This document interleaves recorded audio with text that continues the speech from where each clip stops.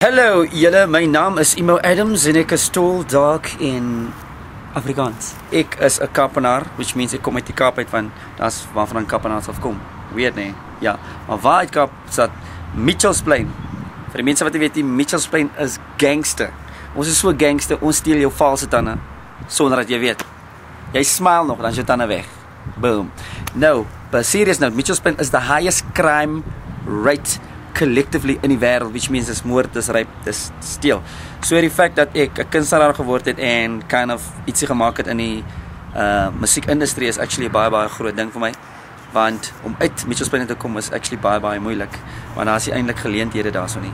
Goeie ervaring wat met 'n aanhanger, 'n dame het vir my gevra om op 'n bout te teken. Toe na dit te vra sy dat ek op haar dogter se bout moet teken.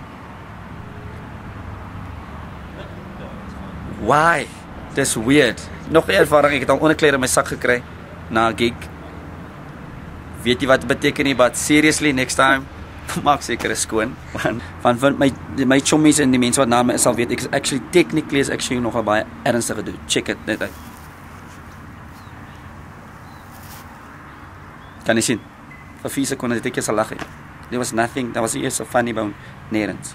My grootste vrees is eendag gaan ek sing met mense soos Nadine, which is huge, of mense soos Steve, which is huge, en jy wil hy top noot haal en sy kom net daar uit en hulle vang dit op camera en hulle sit hy move op YouTube en sy kry 300,000 hits, which is cool, but not if you're in the video.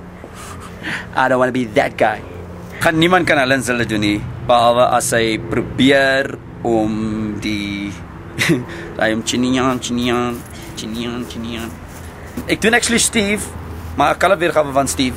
Okay. Maar ek het hom gevra of ek die song Pampoen kan sing, maar hy sê toe nee, want ek het die lirieke gechange.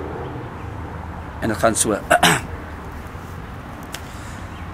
Vir die trein na Bloemfontein, in die 506 na Mitchells Plain, en as jy wil steal daar 'n bicycle, which I thought was original, but I like it, so